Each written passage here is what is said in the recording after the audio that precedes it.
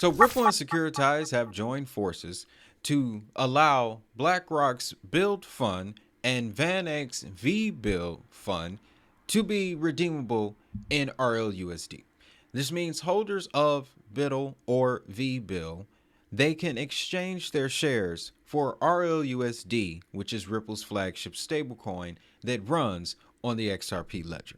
This represents another institutional level adoption channel for the ledger as well as the stablecoin. And according to Ripple and Securitize, they have plans to build more dApps on the XRP ledger that use RLUSD. Welcome. If you're new, you're watching another edition of DHN Crypto. I'm your host, Wade Teamer. I've been in the space since 2019 and I've researched a boatload of assets. But the number one reason I run this channel is to share all that knowledge with you. In exchange, all I'm asking is you hit that subscribe button.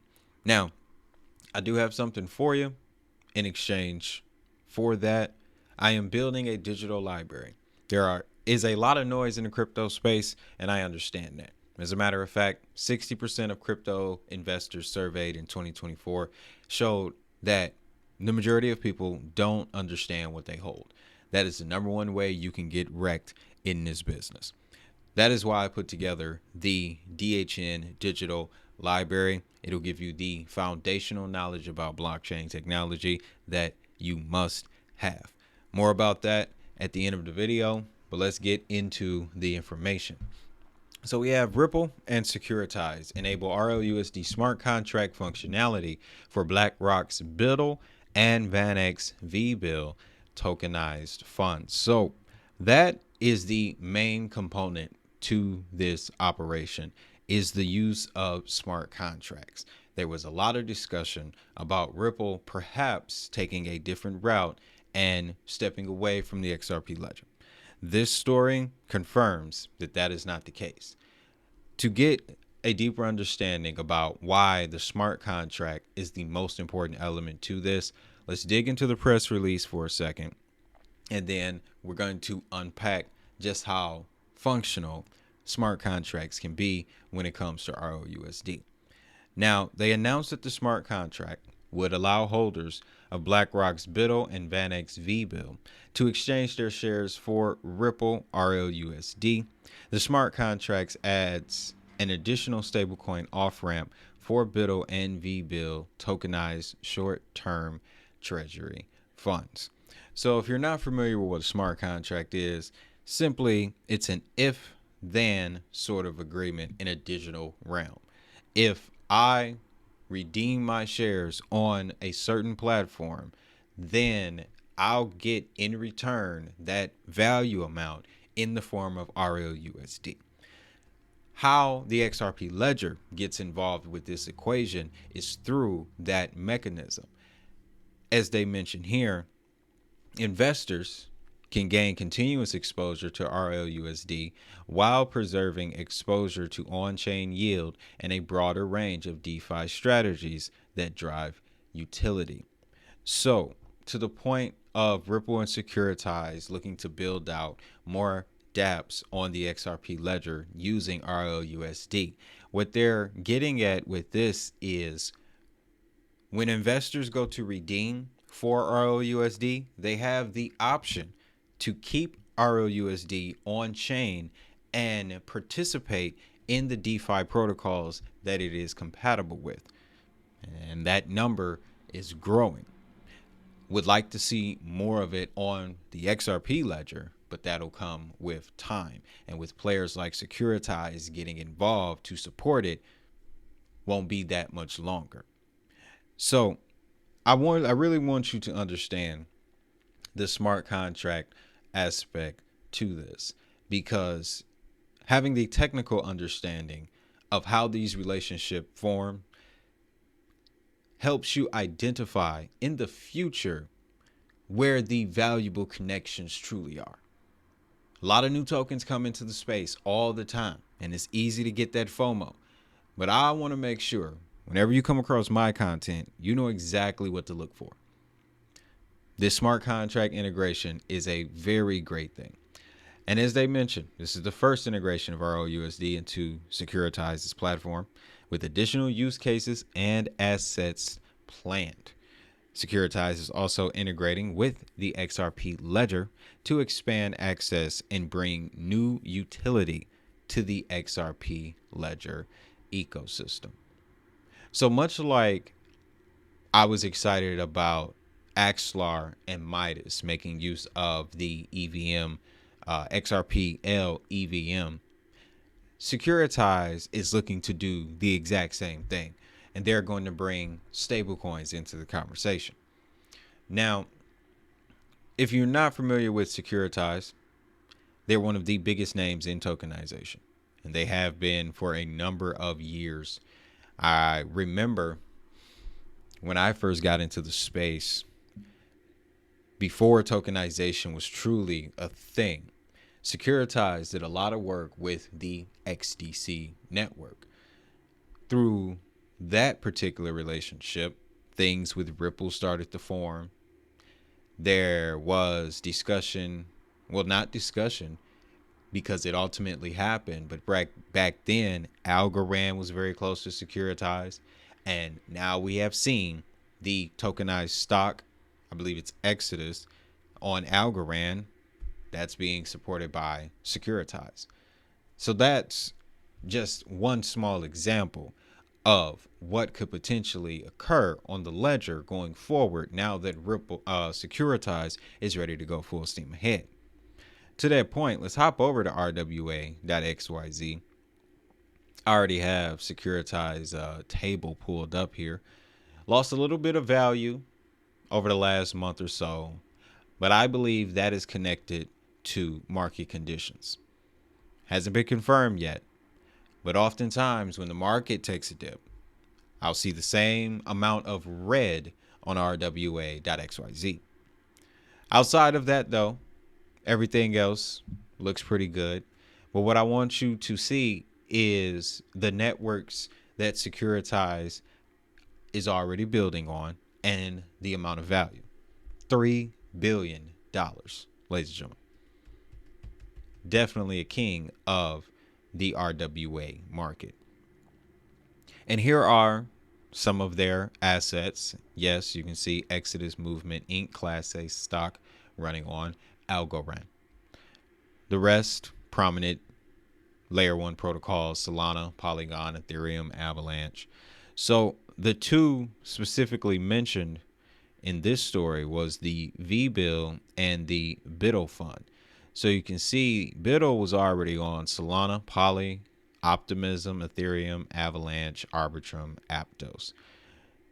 And VBIL was on Solana, Ethereum, BNB, and Avalanche. So now with VBIL, the ledger becomes the 5th network, and the ledger becomes the 10th network for BlackRock's fund here.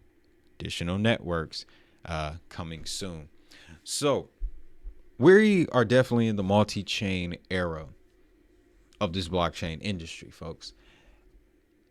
It has the market has reached a point, the technology more specifically has reached a point where they all realize we need to now leverage each other, because without doing that, we had Terra Luna, we had SafeMoon, we had FTX happen. So I believe that's a great thing.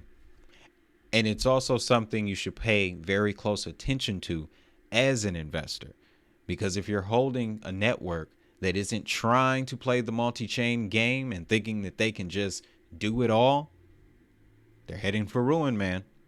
They're headed for ruin. Now, I wanted to share this information here with you. There's a lot of question about just how closely tied is XRP to RLUSD. You should really place your focus on RLUSD and its proximity to the XRP ledger itself. That is why I pulled up this documentation here.